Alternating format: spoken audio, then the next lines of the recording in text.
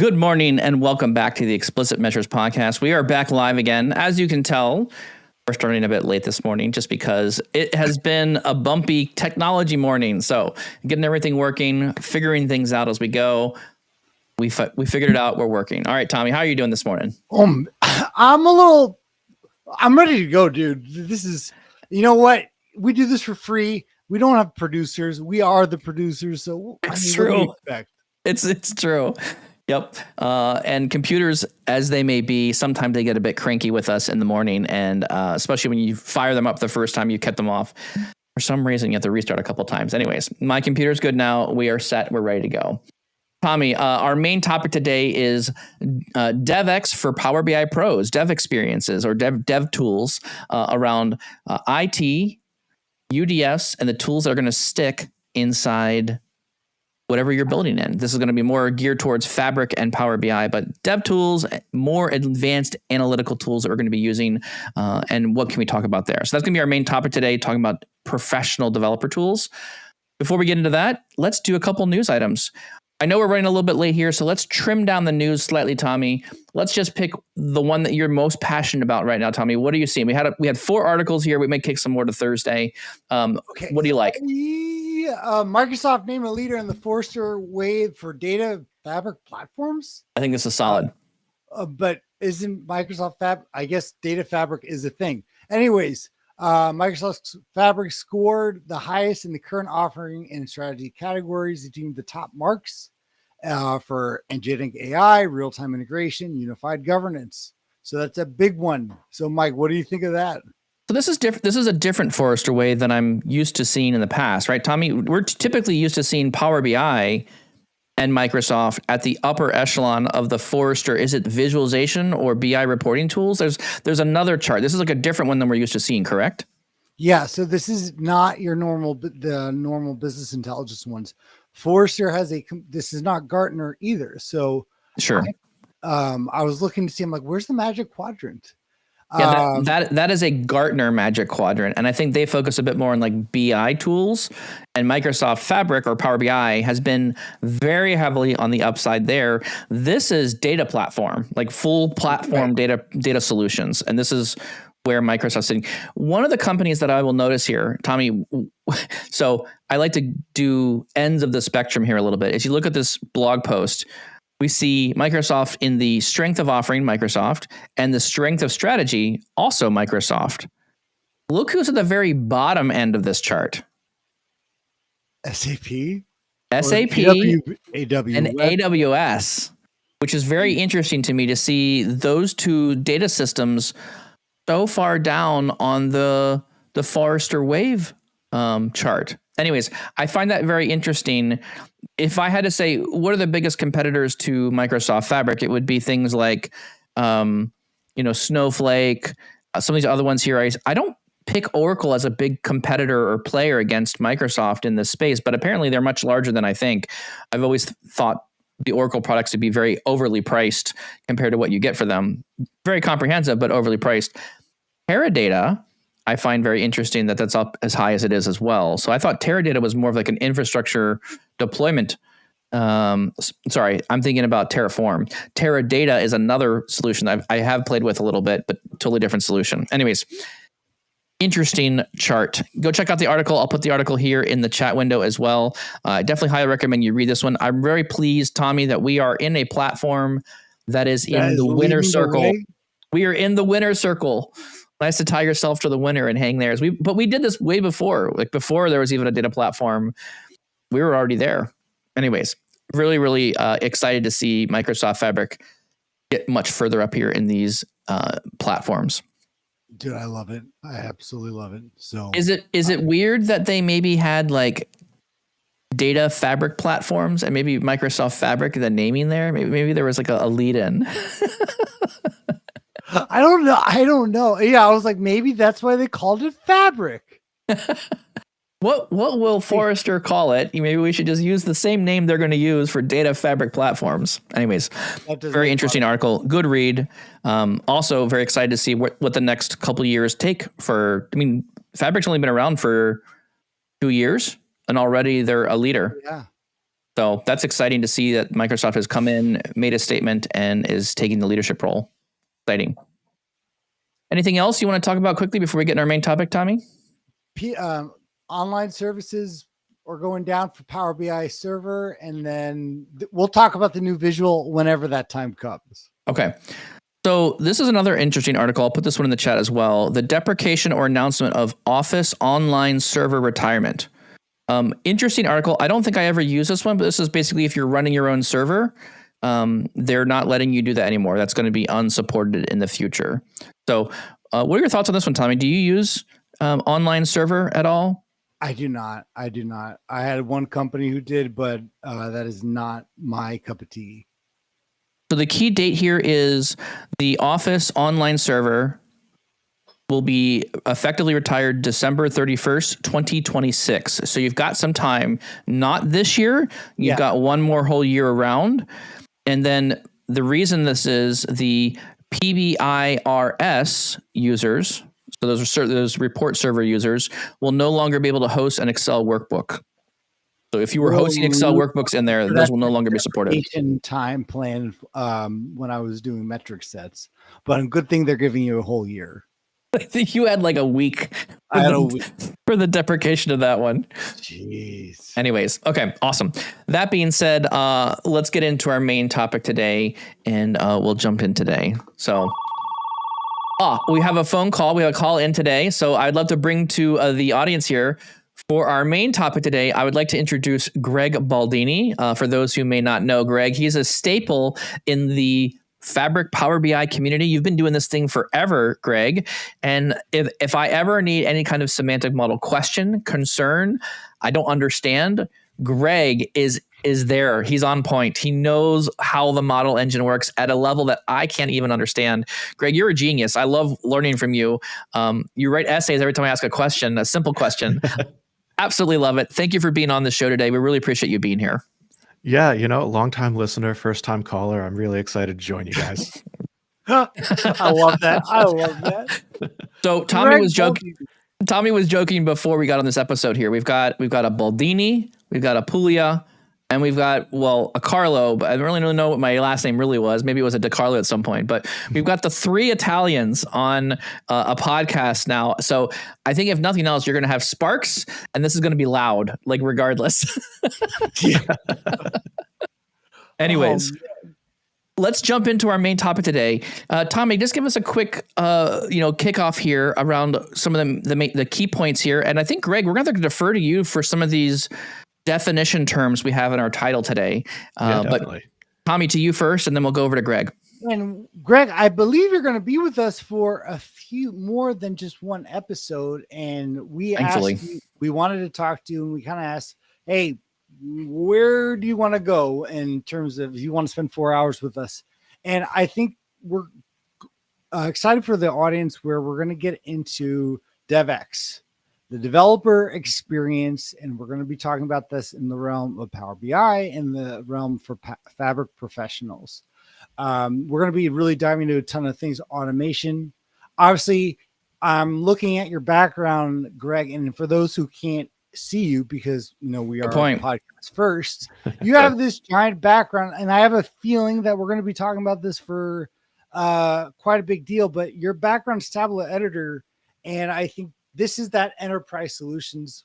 We all know Tableau editor, where it's, hey, if you're really a professional, if you're really a developer, you use Tableau editor 3. And I think we're going to be really where we're diving in. So Greg, if for those who don't know you, because you're the only one who doesn't work at Microsoft, kind of go, why did you want to go this route with a developer experience for our series? And who the heck are you? Yeah. We'll start. The name, Greg Baldini. We've said it a couple of times. Online, you usually find me as Greggy B. I've been doing BI and data analytics for pretty much my entire career. I started in DAX in Power Pivot. And just to give a true lineage, I started in Power Pivot before the transition of the space in the name. So I've been doing DAX for more than a decade, which is fun at this point because Power BI has just turned a decade.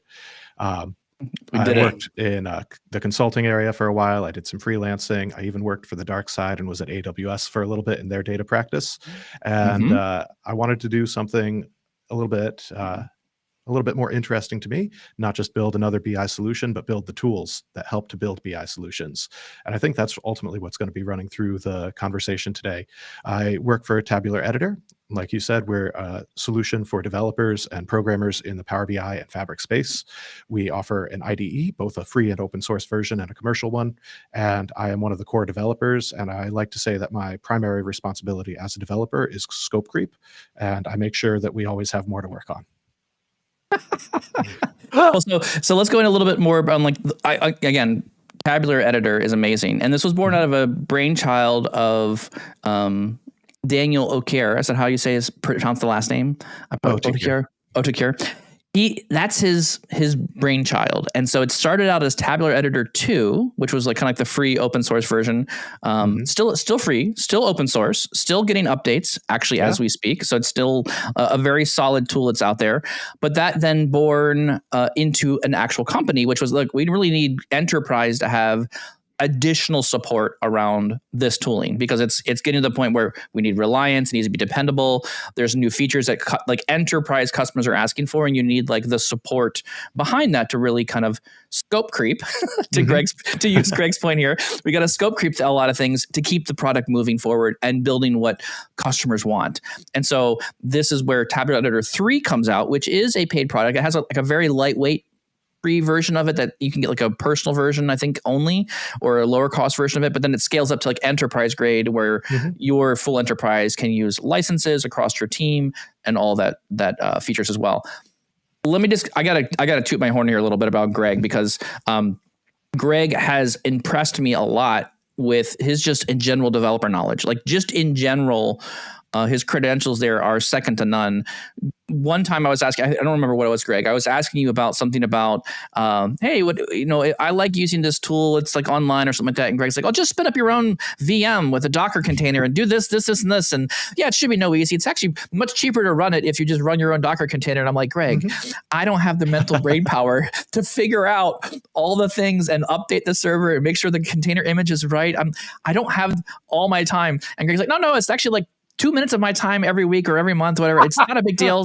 I'm like, you made it sound so incredibly simple, and I felt like an idiot for like, just don't know. I don't have the time. So I felt really insignificant because Greg was like, yeah, it's no big deal, and I'm like, I have no clue what's going on. Anyways, no, that's never the goal. To speak to your high knowledge around these things, like it becomes second nature to you. And my experience is you are a pure, really good developer. So I want to just commend you on your excellent dev skills. Thank you. As for purity, I went to Catholic school, so I'm very impure. Amazing. Like, let's define a developer experience. Like, so sure. Let's talk, just pull tools away from this. Let's not talk Power BI. Let's talk Fabric. Let's step back a little bit and just say, okay, when we're saying developer experiences, what does this mean? And I think Tommy and I debate a lot between, is this a report developer? Are we a data modeler? Are we a data engineer? Now we're data scientists inside Fabric. So the scope of what we could be talking about for developer experiences. Greg, in your mind, what does the developer experience look like to you? How would you define that? Yeah, so I think it's easiest to compare to what we know as UI and UX, the user interface and the user experience. So UI is the stuff that's actually on the screen. So if you're in some web app and you use a dropdown, that dropdown is the interface. The user experience is how easy it is to use that dropdown to achieve the goal that you want. So let's say that you're selecting your birthday, and that dropdown has a list of every single date from 1900 through today, and you want to find your birth date. That's a terrible user experience. Yes, it is. The user interface is the dropdown. Dropdowns are neither good nor bad, but how we use it can be good or bad. So then we shift that and we talk about the developer experience. And what is the developer interface that would be analogous to the user interface? So the developer interface is literally anything we see while we are developing. This could be, if we're talking Power BI and Fabric, this could be a notebook in the Fabric service. This could be the Power BI report canvas. This could be the model view in Power BI desktop. This could be a Lakehouse. This could be the Lakehouse Explorer to look at the tables and things like that. Those are all interfaces to something that we will do while we're developing. And like you said, we might be developing in many different areas. And the developer experience is how effective these things are for us as developers. If we want to build something or we want to understand something, and I think the understanding is much more important usually than the building. Building tends to be easier once you know what's going on and what you need to build. It's understanding how the things should work together. And so if you want to understand what you're building, you need tools that help you to inspect, you need tools that help you to build, you need tools to help you especially debug or troubleshoot. And so the developer experience is the collection of things that you use that help you to achieve those ends. And they come in many different interfaces, from terminals and command line interfaces all the way through to shiny things like the Fabric UI. I liked your point around debug and fix. That is. I mean, how much time, Tommy, do we spend fixing things with whatever we've been giving, whatever the tool is, right? I mean, that's a large majority of developer time. Tommy, to you. 1,000%. And I'm taking a look at some of the articles that there are being the podcast and YouTube as well. You added some from Tableau Editor talking purely about Tyndall, and then one from Jira, and then one from GitHub about developer experience. This is where the crux is for Mike and I when it comes to pure old-fashioned argument is who is the developer in Power BI, in Fabric? And before you say all of us, that that's not necessarily the case, because there's a spectrum here. For me and Mike, we are more geared towards I will learn terminal commands. I like working the command line. Give me my VS Code. Give me cursor. That's awesome. And being able to automate and figure things out with code. But a lot of people, if they're still dealing with just Power BI desktop, and you can do Tyndall there, you can do the DAX query, albeit, and I am not arguing that it is better experience, but you can still do it. So when we're talking about the developer experience, let's define a developer first. Yeah, so I think if we want to narrow the conversation down a little bit, it's probably easier to speak in more concrete terms. And I would say let's talk about a semantic model and developing a model for the purposes of reporting and analysis. In that case, the developer is anyone who needs to do anything with the semantic model in terms of changing or understanding it. So this is both the developer who's building a semantic model, who may have much more of a focus on the data, but it is also important for people who are consuming that model to build things, because they also need to understand. And like I said, understanding is oftentimes the harder of the things to do. And so this does extend and span into people who are building reports. You can't really build a report if you have no idea what the data is. You need to understand the model at some level. You might not need to be able to build the model, but you need to be able to have tools that help you see it and understand it. Okay, these are two. Tommy and I have beat this one to death. This is one that we have talked about this idea over and over and over again, because I absolutely love this point here, because changing the model is, again, when I look at the roles Microsoft gives, touts out to the community, right? It's the report analyst. It is a data engineer and a data scientist, right? That's kind of the lens of the roles they give you. And I don't think those are granular enough to really explain what's really happening when we talk about the reporting side, the model side, and then what I would say is the warehouse side, or the data warehouse, all the stuff that is behind the scenes to get it to the model, right? And so Tommy and I've had this kind of idea, and Greg, I'd love to have your opinion on this too. I've kind of manufactured this mental concept as everything happens on the back end, engineering wise, and then it kind of the whole system pinches down to a semantic model.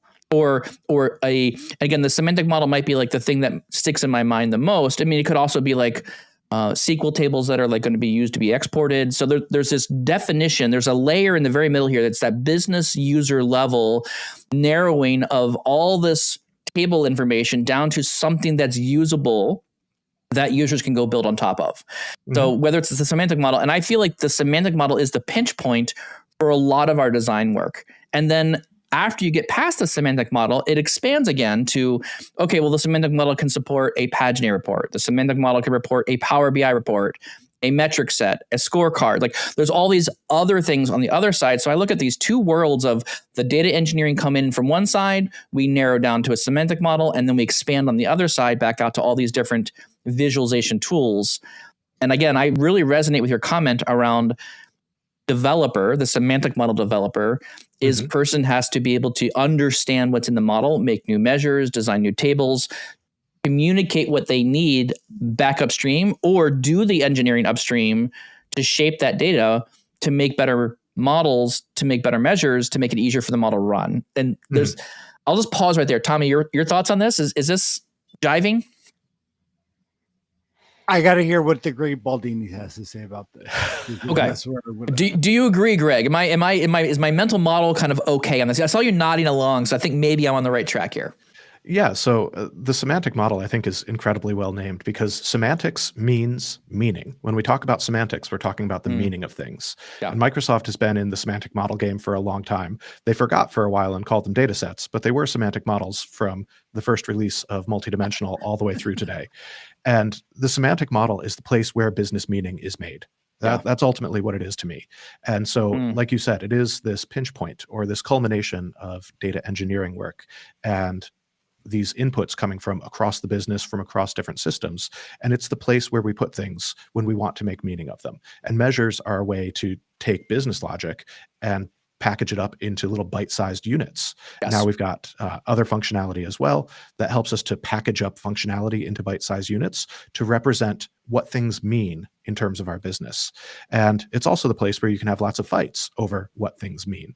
I don't know about you guys, but I've had plenty of conversations about a word, let's say revenue, and what revenue means, and what's included, and what's excluded. Yes. And so it is a pinch point, not just technically, but also politically, and in terms of how we make meaning of the business data. This is where we have that debate and also hopefully solve, or at least find local solutions to those debates of, for the purposes of reporting, this is what sales means. And here's a measure that encapsulates all of that and does it reliably in any of the reports we might use. Oh, I love that. That's really good. I have had those conversations, and even now, like with customers that we currently talk with, we think of building reports a certain way. And this is also really interesting, like when we're talking about developer tools and like the process of creating things, particularly these. I liked your message here around packaged functionality for the business. That's a great analogy there. But when we build these things, there's also this handshake. There's an agreement. And I think the semantic model does a really good job of delegating a handoff agreement between someone who's developing the business logic model, the semantics of your business, and then transitioning that over to, here's what we understand. This is my understanding. And then you give a customer the ability to build their own reports on top of your semantic model. That's the exchange. That's the exchange of responsibility. I'm responsible for making sure this model works correctly. You're responsible for building the report in an accurate way. And so I think there's an interesting handoff here. I'm going to go back up to your earlier comment, Greg, around the you were making this the note around where'd I put it in my notes? Oh shoot! Did you just copy that out of my notes, Tommy? I don't know. I was taking notes there. Okay, so Greg, you were talking earlier around the idea of like the semantic model being these editing. You can edit or understand the semantic model. So the understanding is also incredibly important because that's again the same thing we're transitioning. And I see so many customers having weakness in no measure descriptions, no column descriptions, no table descriptions. And so this is where I think pro tooling or the dev experience really comes into play here is I've got one model. I may have hundreds of models, thousands of models across my organization where I now need to provide additional business context because we just stuck stuff out the door. Yeah. How do I get descriptions on all this stuff at scale quickly? And this is where the desktop experience for me falls apart a bit because I can't go at scale and rip through programmatically or using repeatable things. And this is where I think maybe I lean a bit more is when I talk about developer experience. I think a lot about more around automation. Automating, I think for me is very powerful and it makes my time and effort much more scalable when I think about automation with professional tooling. So let me ask, At what point then does Power BI desktop not be enough when we go from pro to dev? And I think a lot of people have dealt in the world of Power BI, maybe dabble in Tableau Editor, but at what point do you think there's a threshold where it's like, I need to have a developer experience in order to be more successful in my organization or in what I do? Yeah. So, Tommy, to yours, unfortunately, the answer is it's not. It depends, but it is a continuum. I love it. So, there's no specific cutoff point. I can't say as soon as you have 772 columns and measures, you cannot use Power BI Desktop. It's impossible to make a statement like that. But as the model grows, and I would say there are two forms of growth that we want to think about. As the model grows, you start to hit limits and want more automation, or just tools that allow you to operate in different ways that might not be automation, but more bulk editing. And so the two forms of growth, one is in terms of number of objects. So number of tables, number of columns, number of measures, just things that exist. And you could have a huge model by this metric. You could have thousands of tables, columns, measures, but you might only have, dozens of rows. That would be an extreme. I doubt there's any real model that only has dozens of rows, but it could be a very expansive model with very little actual data in it. That's one metric or one axis along which a model can grow. The other axis is data volume. So, scaling into a fact table that has hundreds of millions or billions of records, as you get from things that are measured in megabytes to things that are measured in gigabytes, terabytes, and, for some customers, even into petabytes today for large data lakes. And so as you move up in size in either of these dimensions, you start to need tools that do different things. Can I don't want to reinterpret what you said, Greg, because I agree 100% with both of these issues. And again, I've struggled with both of them. Model tables get really large. You have lots of measures. One of my experiences that pushes this one direction or the other is when you have a lot of time bound or lots of date tables, like multiple date tables that define the basis for your calculations. A lot of this in manufacturing, shipping, order date, all these different date calendars, 445s. Sometimes you want a bunch of measures that support multiple different date calendars that are inside the same semantic model. And that really can proliferate, to your point earlier, sum of revenue, that very simple calculation. Well, sum of revenue by what? By what dates are we talking about? And that can really very quickly balloon that single measure to 10 measures because you need to calculate the sum of revenue based on different business filter context based on what they want. And so that makes sense. I mean, that's, again, back to the business requirements. This is a definition of what they need to do their job. It needs to be there. But then to your point, it becomes a proliferation. And maybe what I would add just as a note here, as a point, as I see this, is it all for me boils down to time. And let me kind of reiterate on this one. As the model scales in size, as you get more partitions, bigger tables, more rows, right? The time to refresh the model becomes longer. And so your time becomes a valuable aspect. And so again, Greg, back to your point earlier around data volume, bigger partitions, larger tables, that pushes us to scale to a different tool set that allows us to refresh individual partitions. That's why we start choosing incremental refresh for things, because we don't want to reload, the 30 million, 300 million row table. Instead, we want a tool that's going to say, we're going to incrementally load this because that's more reasonable and the time helps us scale that way. I've also seen the same effect in measures and tables. So the larger your model becomes, the more effort you are required to understand what that model is.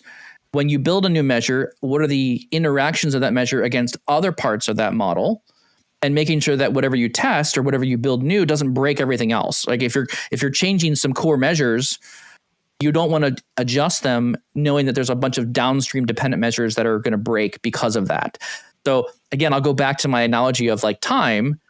When the model gets more objects, changes to that model just take more time. And so again, this is another place where I say in both situations here, I see time as the common denominator as to when you feel like you're spending a lot more time on doing very repetitive or arduous tasks and features of things. That's the opportunity. That's the signal I would use to say, hey, maybe we need to start thinking about scaling out to developer tooling that's going to help you handle this at scale. Let me pause there. I see you nodding your head, Greg. Reactions? Yeah. Well, I think if I scripted this, I couldn't have had you say anything better. One of the links that I had shared, it's in the description for the streams, is from Microsoft. It's all about developer experience. And they did some research with GitHub. And they found 3 things that are absolutely critical for improving developer experience. And this is across the board, not just Power BI, not specific tools. And those things are flow, cognitive load, and feedback loops. And I think this is a summary of some of what you're saying there. That state of flow is something that's actually been studied a lot in psychology. And it's all about this ability to be productively absorbed. So being able to be in the zone, and it feels like the world is just kind of slipping by, but you're dialed in and you're able to get things done. And part of that is this idea of feeling as if you're in control, as if you can make the things happen as you're thinking of them. And so it's this state where you're thinking about something and then you make it happen. And then you think about the next thing and you make it happen. And that happens in a very tight loop where you feel as if you are, you've got this control and this congruence between what you're thinking and what you're achieving. And that's what developer experience is really about. It's how do we reduce friction in any of the many ways it can come about so that we can stay in that state of flow. Man, this is gold. I hope people are listening to this because this is blowing my mind right now. The things you're saying, I'm so deeply in touch with. I love the phrase productively absorbed. That is like Tommy. I can see Tommy being productively absorbed by AI all this thinking time, because every time I talk to Tom, he's like, "Oh, I got this large language model and it's running on my machine and I'm doing all this cool stuff and I've got like all these flows happening." I'm like, "Tommy, you are productively absorbed with your AI. Make sure you actually get client billable work done because you're so absorbed with all the fun stuff." So that phrase so much resonates. Tommy, you were going to say something. Go ahead. No, I was just going to say, as we go through this, there's all the experience, but we got to admit that the developer experience, and yes, Fabric is trying to have, Mike knows we've tried to have a user experience in Fabric lately. Microsoft's tried to build, but I mean, we are finally getting to a point. Greg, would you agree, at least from the Microsoft side, to support data developers and not just, you have to be SSAS or, pure DBA, SQL projects to be a developer with an actual experience? Because if we were having this conversation, maybe even a year and a half ago, source control was barely something that was available. We had really no use case for using any IDE such as VS Code. And really the only developer, support was third-party tools. Yeah, so I think Microsoft is making a lot of good strides, but I would point less at the specific experience that you've just called out, and I would point at things that grant flexibility and interoperability. So in the September release of Power BI Desktop, they opened up all modeling operations. So you can treat Power BI Desktop nearly identically to a local analysis services instance now. Huge. That wasn't something you could do before. Yes. And that opens up a lot of avenues. It's not just Microsoft building a single experience. And this isn't criticism. It's not about whether that single experience is good or bad. It's about opening the door for whatever tooling or whatever approach you might want to take. Because now anything that talks XMLA talks to Power BI Desktop without limitations. And so that's huge, not just for us in Tabular Editor, but it's also great for anything that knows XMLA. You could use, I haven't tested this, but it should just work. You should be able to use the ALM toolkit to diff to open Power BI Desktop models and then bring them into alignment or not. Demo. We'll have a demo next week. Demo next week from Greg. We'll have it on the YouTube's channel, and we'll get a quick tips going, and we'll get Greg on to demo ALM toolkit doing between two tests. And again, Greg, I'm gonna hold you. I think I'm gonna grant that idea to the public because I don't have time for it. I love it. It's the idea of this opening, and yeah, Microsoft is building some first party experiences, and that's great. But what I've personally found is that the ability to bring tools I'm already fluent in is more important than someone trying to build an experience that fits for everyone. Um, but the other side where Microsoft has opened up a lot lately is increasing the surface area of models that can be downloaded from the service that have been edited by XMLA. There's still some limitations. An incremental refresh model can't be downloaded right now, I don't believe, but anything edited by XMLA now can be. So again, this opens up the door where you can use any tool that speaks XMLA and still get that back. Or the other big opening for Power BI specifically in Fabric are the get and put definition APIs. So you can get the definition of a report and get a PBIR, that JSON, or you can put the definition of a report. And that makes programmatic deployment much easier. And I love that point. Yes.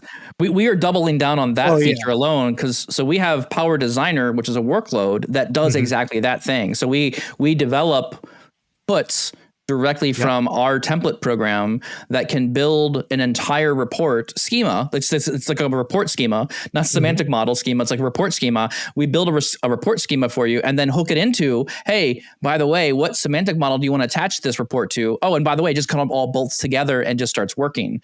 So to your point, Greg, like I'm super pro on the opening of the tools to your point there. Sorry, I didn't mean to interrupt. No, I think I hit a period somewhere in there. Okay, good. Sounds good. Tommy, I want to go back to your comment around the source control thing, because I think I agree with Greg on this point here as well. So Greg, you kind of made a note here around like, Tommy, you're bringing up CI/CD, developer tools, how that helps. I think the CI/CD of source control is a bit more focused on like resilience and team process. I would kind of focus that on that area of the world. And Greg, I think to your point and kind of what you're describing here is when I start focusing on building more open tooling, building more reporting, like the whole XMLA opening up of having it work in desktop as it does with the service and allowing external tools to talk to desktop and the service in the same way. To me, Microsoft is really good at building the infrastructure, like the framework, right? Microsoft comes up with the definition of this is what a PBIP project looks like. Here's how a semantic model can be built in JSON object, right? The TMSL. And then Microsoft comes in and says, oh, by the way, that's too hard to read. Let me give you a new format called the TMDL, which allows you to take this large JSON file, split it apart into small files, which supports the process of your organization, which is the source control CI/CD stuff, right? But to your point, Greg, though, it's still focusing on Microsoft's really good at building the infrastructure. And this is where I think I like to step in here because again, Greg, you're a tool developer. I'm a tool developer. We're building solutions for scale at mass, large organizations here around software. We like to come in, I think, and decorate the house, right? Microsoft can come in and build the frame, are the bones of the infrastructure there. And then we as developers can come in and furnish the room with, well, I prefer, a modern view of my house, right? So I'm going to have very sleek, clean lined furniture. Tommy prefers a very Italian style of house. So there's going to be pictures of pizza on the wall. And, there's lots of pasta in the cabinets, there's lots of cabinets, and a kitchen is paramount for Tommy. It's got to be a big kitchen, with a big freezer so we can have all the fish and the fresh seafood that's there. Right. But that's left. I mean, that analogy, I think, fits with the idea that we're going to push towards the developers, the software developers, to round out the experiences. And then we could, to your point, Greg, as well, I like your idea here around developers can build what tools developers need in a tool or system they already are comfortable with. Like, you like VS Code? Great. We've got tools for that. You want to have a tabular editor like tool with a UI that feels a lot like SSMS? Like, here you go. Like, you got a thing that works that way for you. Sorry, I saw a lot of things. Tommy, pause. I'll go to you, Tommy. No, and I think this is where we're actually going. And I don't know if we want to change gears slightly here, but with Tabular Editor, Greg, I actually wanted to ask you about that because Mike and I have actually had some conflict here when we've talked about Timdal versus Tabular Editor, and it's actually that's been the debate where on one side is Tabular Editor and the other side is Timdal. That if you either are going to use one or the other. For me, I love the tablet editor 3 experience. Mhm. I'm used to it. I've done it for so long, especially from measures, columns, just kind of taking a look at dependencies. But that being said, Mike has definitely kind of moved me closer and closer to what Tyndall can do. For example, I had 2 giant models that were all Tyndall, and I just basically ran it through a Claude agent and said, basically combine these. These used to be 2, but all the measures, all the, anything that was created in this model or this model, just put it all in the one. And I didn't have to open up Power BI once. I didn't have to open up desktop at all or tablet editor. I literally just had VS Code run through and edit Tyndall files, Mhm. and it was done. So I think there's this debate right now when I think of developer review, especially in the context and the definition that you said in terms of, is this something that they can be productive? What's the impact, and how satisfied are they? My first thought is that VS Code and that source control, as Mike was saying, is the more heavy developer experience, where tablet editor is more of a enterprise / pro with your foot in developer waters. I don't know if you want to retort that or what your thoughts on that are. Well, first I'll say that it's not a verse or a competition. It's not Tyndall versus tabular editor. They're very different things, really. Tabular editor is a tool.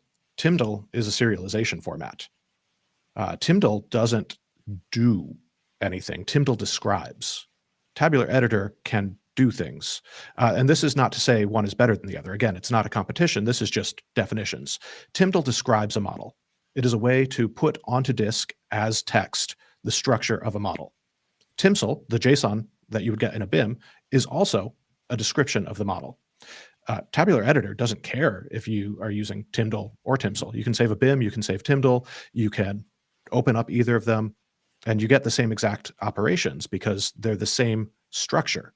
Tyndall and Timsel represent the same things, which is the structure of a data model. If you have a preference for dealing with text and you want to use a text editor and you've got workflows that work really well for you, like VS Code, and you're comfortable with Claude to do that sort of manipulation of large text for you, that's great. You can do that on Tyndall files. You can also, I know that Microsoft is working on an MCP server for Power BI Desktop, and other people are working on many different things. We've also shown our AI assistant in preview a couple of times. Okay, this is that's I underway. I want to think about this a little bit. We won't go into the details of that, but I want to touch on that a little bit too. I think we're going to talk a little bit more about automation and AI on our next chat. But True. The idea is, you've got these different ways to edit a Tyndall file. Tabular editor is one way to edit a Tyndall file. Like, you can think of it that way. Power BI Desktop is another way to edit a Tyndall file. Claude Code in VS Code, running in the VS Code terminal, that is another way to edit a Tyndall file. All of this is operating on the model. And so what you want to talk about is, what are the operations that are enabled and what are the operations that are made easier? What are the things that give you a good experience? And so Tyndall, like you were saying, Mike, is really optimized for readability. That's what Microsoft wanted. They wanted a serialization format that was more readable than JSON. And so that's what they built. And can I add just another? I think there's another. Yes, I agree with that one. And because I want to add a little bit more to that one, I also think the serialization of a Timsel file is very arduous for process when you're trying to track changes. So another part that was a weakness of the Timsel era, and again, I will also argue, Tabular Editor was the first thing I ever saw that did this. Like, bar none, serializing a Timsel file, TMSL, first time I ever saw it, Tabular Editor 2, you built it and you could go save model to files, and it would take the entire model and build a folder structure of measures and tables and columns and all the things that you wanted to put together. This was I was like, oh my gosh, this is so much better. Yeah. And so I think we'll talk more about that in our serialization. Don't get us started on AI, Greg. That's the warning. So I like that point. To come back to it, the idea of Tyndall is just a serialization format, and that it enables people to do things that they felt they couldn't with Timsel. It's great, but it's not a tool. That's, I think, an important distinction, because we've been talking a lot about tools. We've been talking about Power BI Desktop. We've been talking about the Fabric service. We've been talking about things like a notebook, and maybe you would bring up Semantic Link Labs. All of these are different tools love that tool. to work on a model. TIMSL is just the description of it. And if you build good workflows around, TIMDL is just the description of it. So if you build a workflow around editing TIMDL, that's great. But we should be very clear. Your workflow is the tool. TIMDL is just the thing you're operating on. And if you wanted to, you could build the same experience against JSON. It's just the question of what are you reading and writing. That's true. Most AIs actually don't care. Like TIMDL was more important for people when people were reading it. Yeah. AIs don't care as much. Both TIMDL and the TIMSL format do suffer a little bit from just character bloat. There's a lot of stuff that is necessary for the structure of the serialization that it doesn't actually describe meaning that's useful for the AI. So I think both are interesting, but they're just serialization formats. This is interesting. Okay, so I do want to be mindful of some of Tommy's time here. Tommy, you got to kind of like wrap here a little bit. This is a fascinating conversation, and I'll play. Let me give you my final thought here, because we're going to kind of wrap here a little bit. Apologize for those who want to get a full 1 hour in with Greg here talking and chatting. We'll be a bit better on getting things ironed out next time for our next podcast. But so one of the things I just kind of want to note here is I think there's a really good conversation for the line, I believe, for let's call them citizen builders, citizen developers, and the professional developers, or people that are way more in the technical side of things. I like to think of things as like a scale, a perspective, right? We have people on one end of this idea that's like, I don't really care to learn all the technical details. I just need it to work, right? And then the other end, I love to understand every single thing about this and really want to build super scalable, really big, hyper things, but I need to be really technical to get there, right? If we look at that spectrum, there's going to be people in various degrees of education levels, where they're comfortable, where they're not comfortable. And so what I think Microsoft is doing is they're moving with a lot of their standard tooling. Again, we're talking like PowerBI.com, desktop, those things, and even people like me, right? Stuff that I'm building, Power Designer, Tabular Editor. We're trying to move this highly technical space and kind of move that line closer to more accessibility for the broader audience of people to get involved, building and creating things. And I think Microsoft is going the same way as well. They have these really technical analysis services things that they want to get into the hands of as many people as they possibly can. In order for them to do that, they've got to provide some, to your point, Greg, tooling that's easy to get started with, but maybe doesn't have all the bells and whistles. And so there's a transition point where I think you start transitioning from the easy stuff has been taken care of, and now we got to do some of the harder things. And some of the tooling Microsoft provides today doesn't address all the hard things. And that's where additional tooling is brought in to save you time, automate more, do more scripting. Like that's where some of the stuff I think really starts to change. And now you can have a single person managing a lot more things, bigger models, more stuff, by transitioning to different tooling. So I really like that kind of thought. Let's go, Tommy. Maybe your final thought here as we kind of wrap, and then we'll go to Greg. No, I think we're entering this stage now with we still need to be mindful though of the self-service side, especially with Fabric, especially with Microsoft. You know, a big push right now, if Fabric's going to be successful, is do we make sure that, or do we have for the normal user a adequate experience, and that we can also train them, rather than saying, hey, the only way you can use Fabric is start learning Python and also command line and PowerShell. That cannot be the case.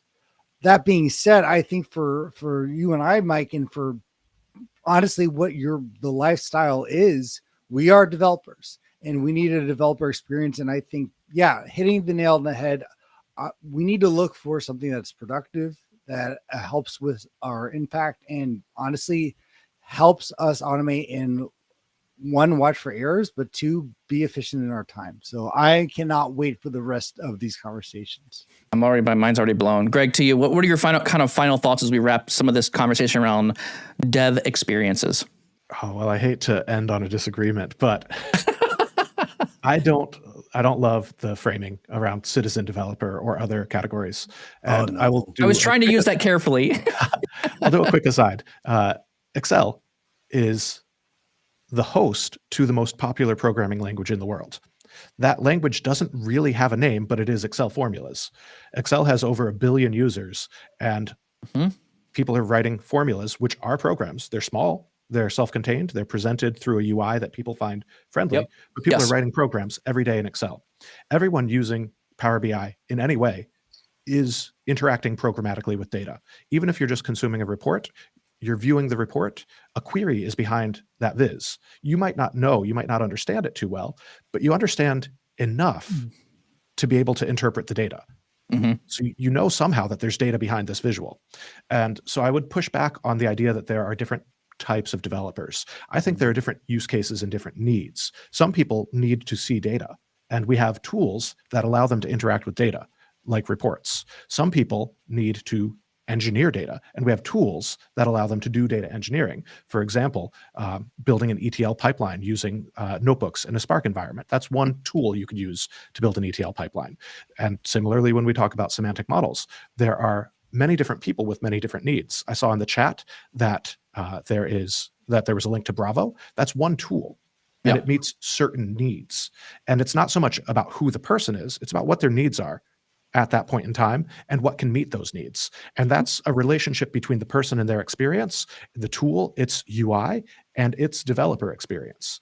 And so it's not about citizen developers versus quote unquote real developers. They're not separate. They're just developers dealing with data in some structured way with different tools for different needs. And I think that's the really important thing to think about is what's going to meet the need that I have right now? What is the tool or what is the experience that can help me move forward with my tasks, with my job? Gold. Just gold. It's just rich. Like this is, oh boy. I get so giddy, Greg, when you say things, because the things you hit are just, you resonate.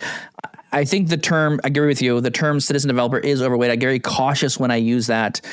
But I do, again, would I just really quick, I just want to kind of, again, not trying to debate here a bit more, but do you agree or do you not agree with, is there a spectrum, the skills of what the developer kind of leans to? Do you think there's like entry level people versus like more seasoned, or, you know, the needs are different?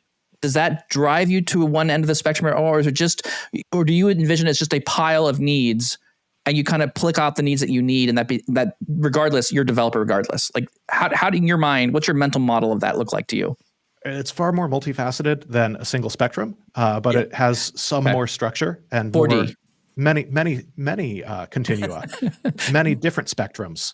Oh, it's a multiverse. Many different spectra or axes on which these things can be compared. Okay. So it's not just a pile, but it's also not just one spectrum.